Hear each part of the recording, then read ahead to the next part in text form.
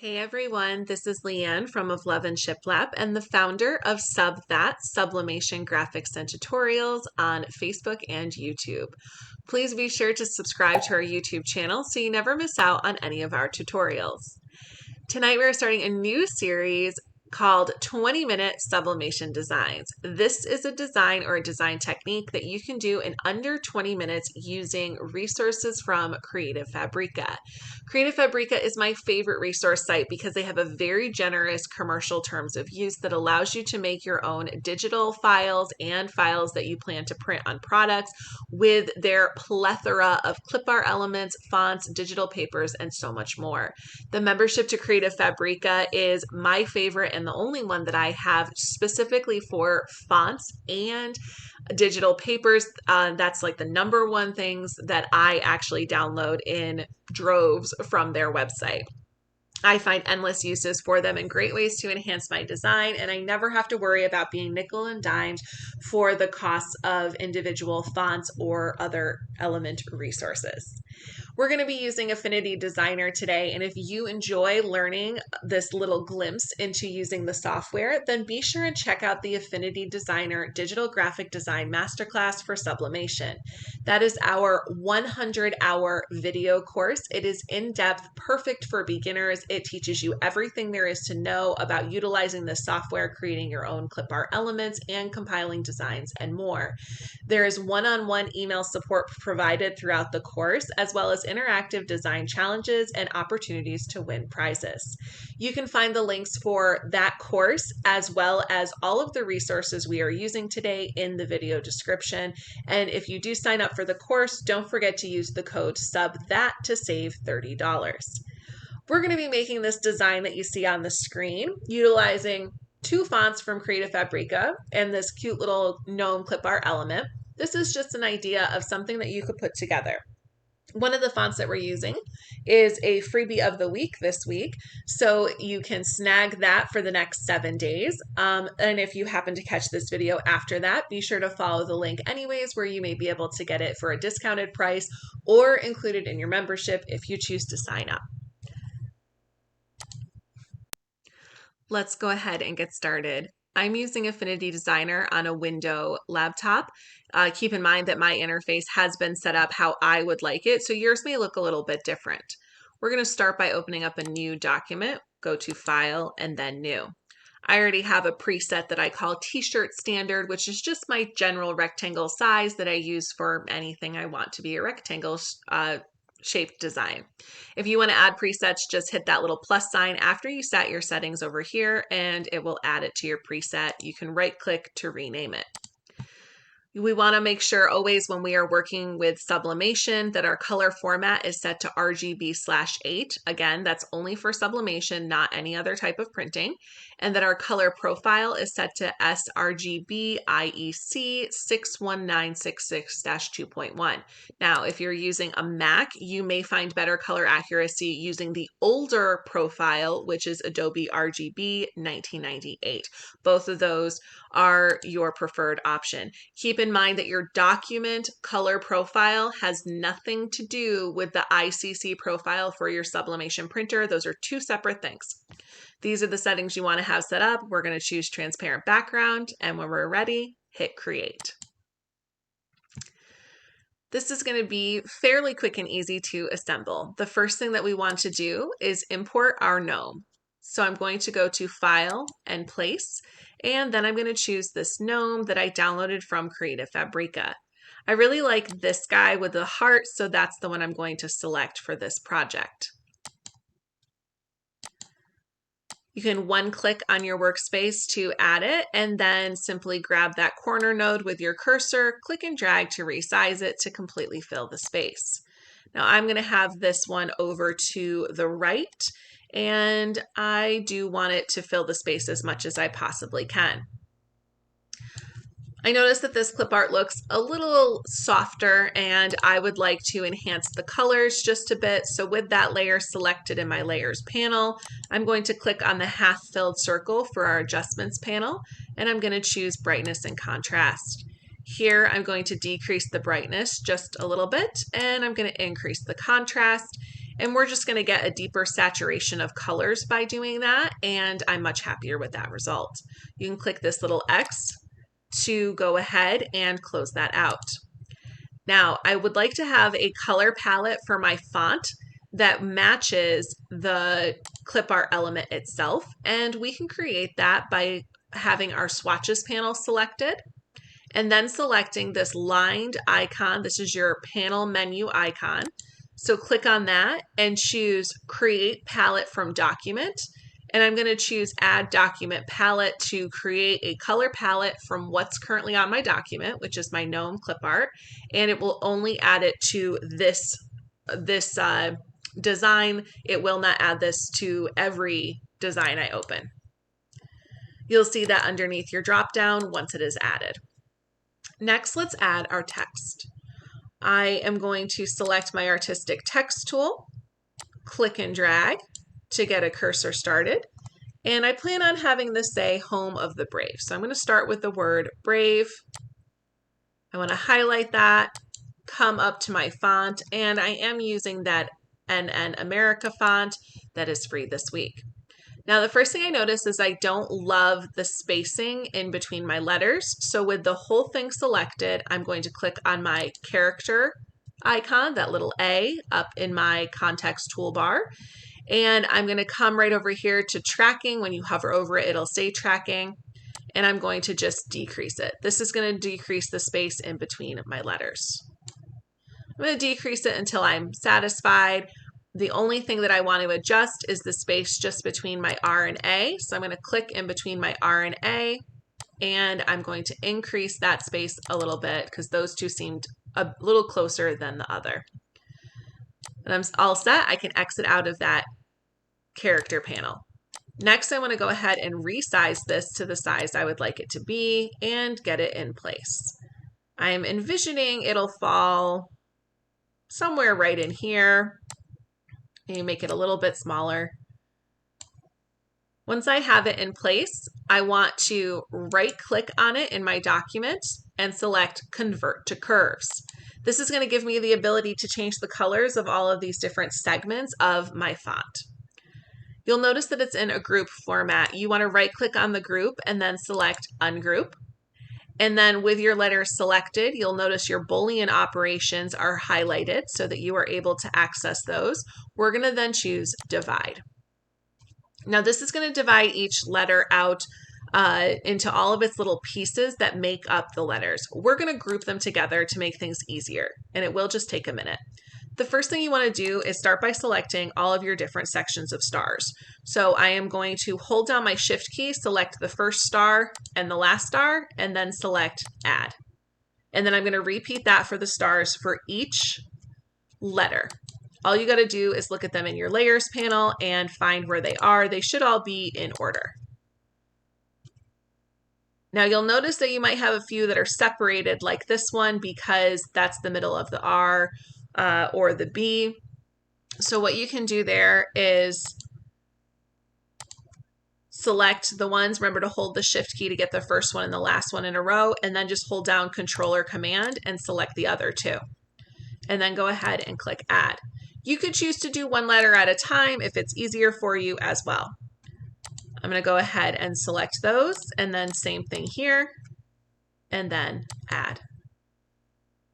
All right, so we got all of our stars. Now we're going to hold down our Control or Command key and select each group of stars in our layers panel. And then choose the Add function, which is the first one in our Boolean operations. And you can click on that layer if you would like, and you can rename it Stars. Next, we're going to work on our layers that are the top of each letter. Because we've already done our stars, you can go ahead and lock that layer just to make things easier. And then click and drag and only select the top ones. But before we do that, we got to fix our B and our R.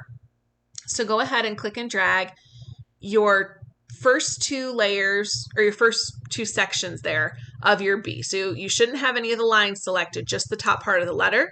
And you're going to come up to your Boolean operations and select Subtract. You're going to repeat that same step on the R. Next, you're going to select just the top section of all of those letters, just like that, and you're going to hit Add.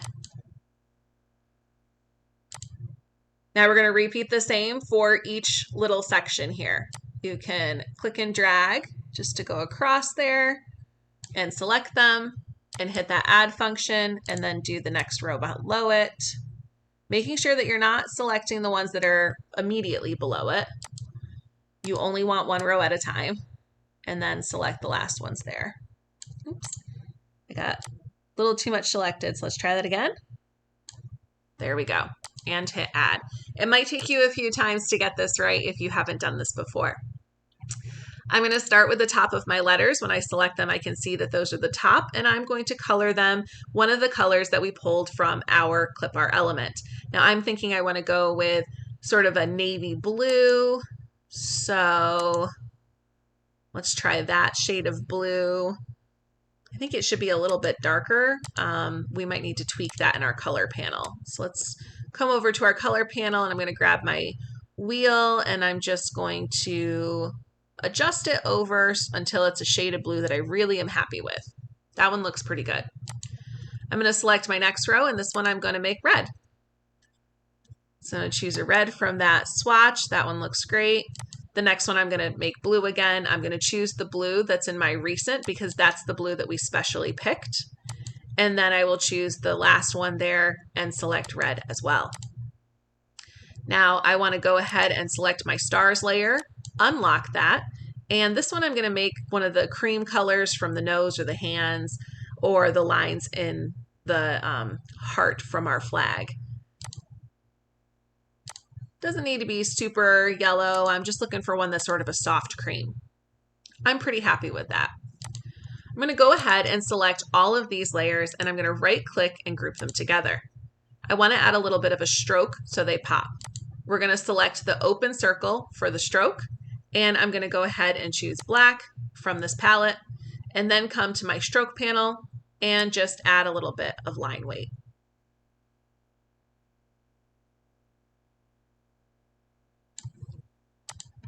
Once you're satisfied with the line weight on it, we can add our next part of text. I'm going to select the artistic text tool again, click and drag, and type in home in all caps. I'm then going to select Control A to select all of the text, come to my font selection box, and I'm using the font Spring Market. I'm going to make this nice and big, pretty much as big as I can get it.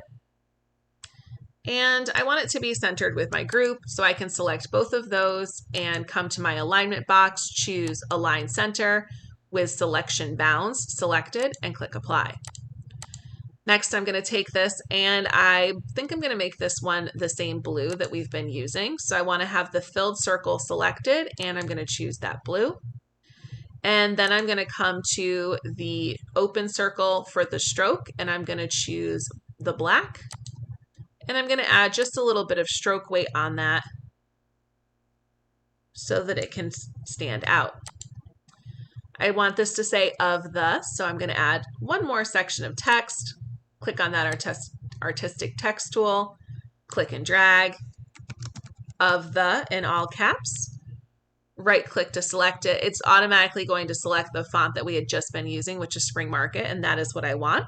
I just want this one to be red. So I'm going to choose that red, and let's see, I think we might need to lighten the weight of the stroke, so we can just decrease that a little bit and go ahead and move this into place. Now the best thing to do is select all three of these, come to your alignment panel, choose on the Align Horizontally, Align Center to Selection Bounds, and then the end one where it says Align Vertically is your spacing, space vertically, and then click Apply. If you want to make this easy, you can group this together or you can leave them separate. I'm going to click and drag to select all of them and move them up so that they are centered on the page. Here we go. You'll see that red line for your horizontal axis that'll go all the way across. If you don't see that, you need to make sure to click the magnet icon up here at the top of your screen. That's going to activate those snapping guides. Now I'm going to need to make my gnome a little bit smaller, and I'm going to center his nose with my top of my text here. That's what that red line is telling us. It's telling us that the top of that is going right there through the middle of the gnome. That's what we want. I think that this could use maybe some stars just to kind of bring it home. So with that in mind, I'm going to come back to my Brave down here, and I'm going to select my stars. I'm going to decrease my stroke weight on these because I think it's a little bit strong from our other setting. But then I'm going to right click and duplicate to duplicate that stars. I want to click and drag to bring it above the group, out of the group completely. So you should see it in its own separate layer, not in the group. Remember, that was a duplicate. So there are those stars. And we're going to choose divide. And now we don't really need all of these stars, so you can just click and drag to delete a big chunk of them and select that garbage can at the bottom of the layers panel. Now for these, I'm just going to click and drag to resize them. I'm not really caring if they're proportionate or not because I think that they have a little bit more character if they're uneven. So I'm going to resize them, put them into place, maybe rotate them a little bit, and I will give these two in particular a little bit more stroke weight.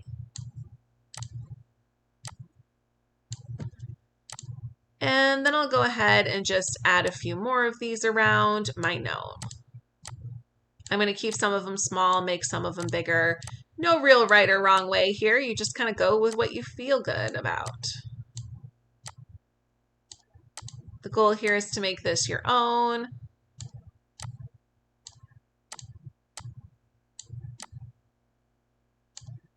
And maybe just one more.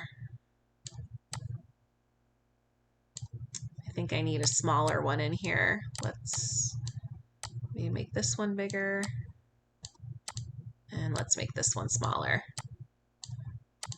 Now those last two little stars that are up there, I'm going to go ahead and click and drag to select them and click that delete icon.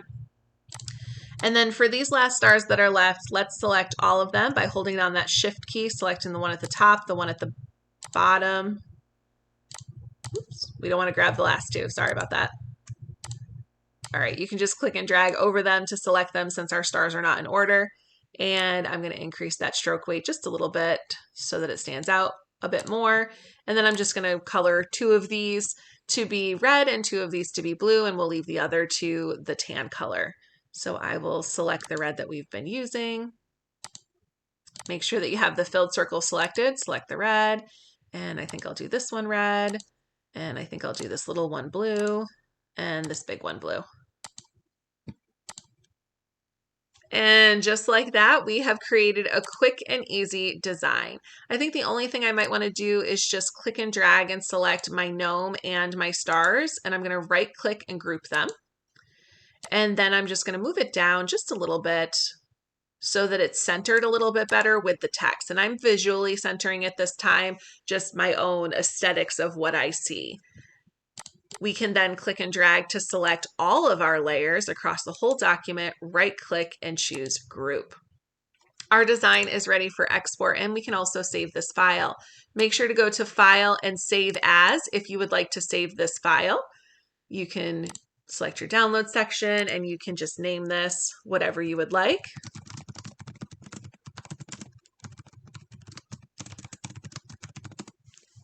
When you go to File and Save As, you're always going to be saving your Affinity Designer file. So that is very important if you want to come back in the future and make changes.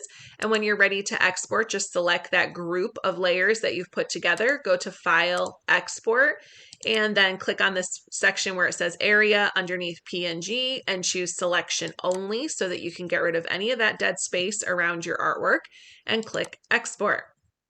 Your design is then ready to go. You can go ahead and size this for a t-shirt, print it, whatever you would like. And with the generous terms of use for Creative Fabrica, you are also able to sell this completed digital file. I hope you enjoyed this 10-minute design in Affinity Designer. Remember, it doesn't have to be complicated. It can be quick and easy for you to make artwork that your customers love and you enjoy as well. If you're interested in learning everything there is to know about Affinity Designer, check out the Affinity Designer Digital Graphic Design Masterclass. That link is below, as well as a link to all of the resources we used from Creative Fabrica in this quick and easy sublimation design tutorial.